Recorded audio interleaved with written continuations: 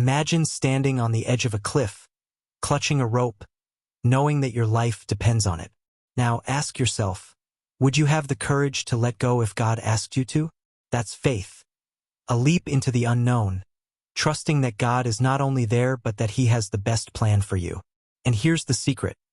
Living by faith isn't about believing in what you can see but trusting in what God has promised. The more you trust, the more you'll see His hand guiding your life. Today, we'll uncover the secrets of unshakable faith.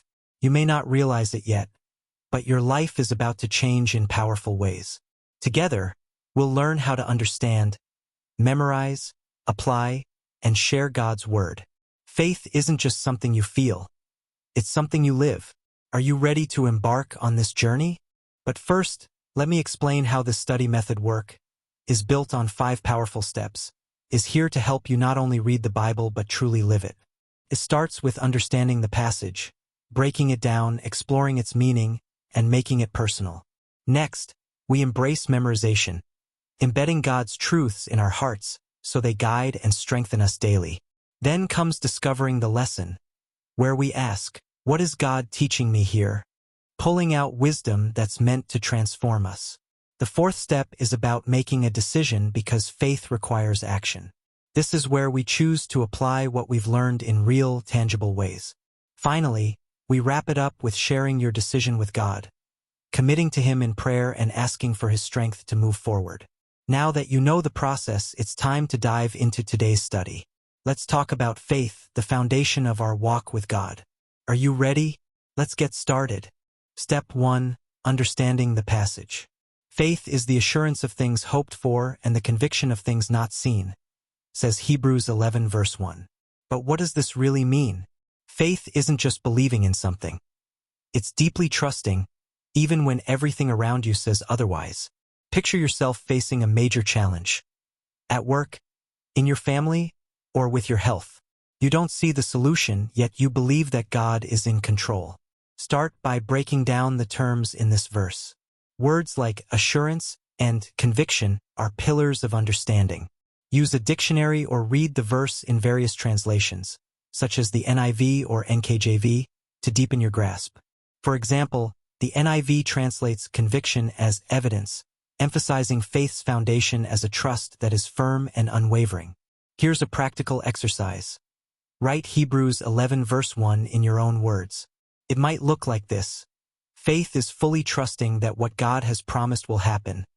Even though I can't see it yet, this makes the verse personal and relatable. Step 2. Memorizing the passage. Now that you understand the passage, let's work on memorizing it.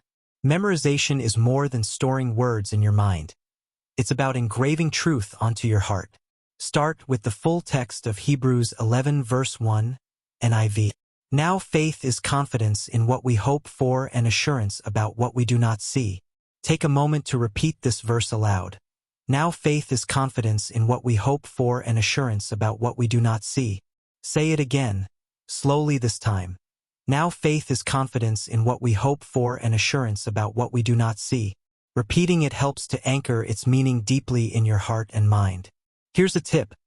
Recite this verse during everyday tasks, like brushing your teeth or making coffee. Write it down on a card and place it somewhere visible, on your desk, mirror, or fridge. You could even set it as your phone's lock screen. The more you see it and say it, the more it becomes a part of you. Remember, having God's Word readily available in your memory equips you to face life's challenges with bold faith.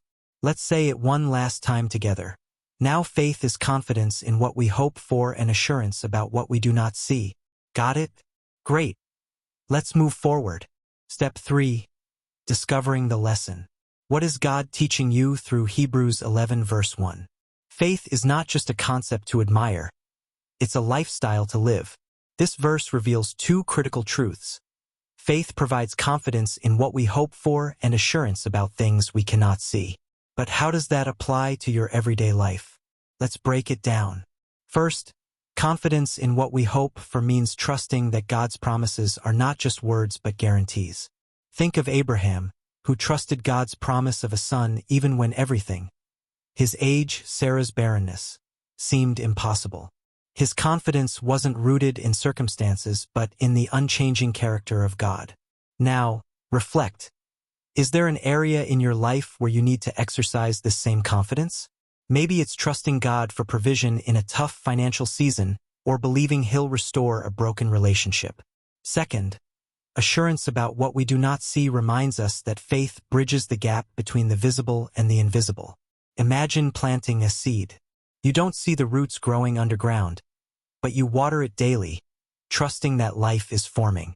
Faith works the same way. You may not see immediate results when you pray, serve, or obey, but you can be assured that God is at work behind the scenes. Reflect on this. Are there prayers you've stopped praying because you haven't seen answers yet? Hebrews 11 verse 1 challenges us to keep trusting, knowing that God's timing and methods are perfect. Here's a practical lesson. Faith requires both action and trust. Take the story of the woman who touched Jesus' cloak in Matthew 9 verses 20 to 22. She believed Jesus could heal her, but her faith wasn't passive. She acted by reaching out. What's the lesson here? Faith isn't just sitting back and hoping. It's stepping out boldly, trusting God to meet you in the process. To apply this, think about one area in your life where you've hesitated to act because of doubt or fear. Maybe it's reaching out to someone you've hurt, applying for a job you feel unqualified for, or stepping into a ministry you've been avoiding. Ask yourself, what's one small, faith-filled step I can take today? Write it down, pray over it, and act on it. Lastly, remember that faith grows through practice. Just like a muscle, the more you use it, the stronger it gets. Reflect on past moments when God came through for you. Maybe it was a time He provided for you when you were in need or gave you peace in a storm. These faith milestones remind you that God is faithful and can be trusted for the future. Take a moment now to write down what you believe God is teaching you through this verse. What does it mean for your current season of life? By uncovering these lessons, you're building a foundation of faith that will carry you through life's uncertainties. Let's carry this momentum forward as we move to the next step. Step 4. Making a decision. God's word always calls for a response. What will yours be? Are you willing to trust God with something that's been weighing on your heart? Maybe it's a financial burden, a strained relationship, or a dream you've been too afraid to pursue. Here's a practical decision for today. Choose a specific area of your life where you can take a step of faith.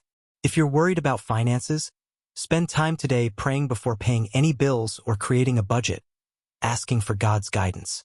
If you're struggling with a difficult relationship, consider sending a message of forgiveness or scheduling an honest conversation. Write down your decision, such as, today, I decide to trust God to help me handle a specific area, and take the first step toward a solution. These practical actions will anchor your faith and turn learning into living. Step 5. Sharing with God your decision. Now it's time to share your heart with God in prayer.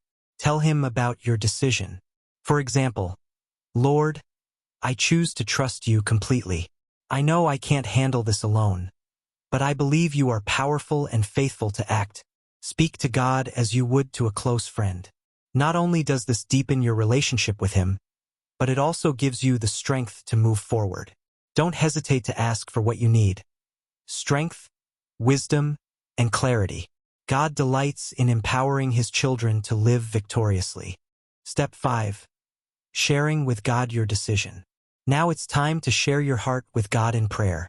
Tell Him about your decision. For example, Lord, I choose to trust You completely. I know I can't handle this alone, but I believe You are powerful and faithful to act. Speak to God as you would to a close friend. Not only does this deepen your relationship with Him, but it also gives you the strength to move forward. Don't hesitate to ask for what you need. Strength, wisdom, and clarity. God delights in empowering His children to live victoriously.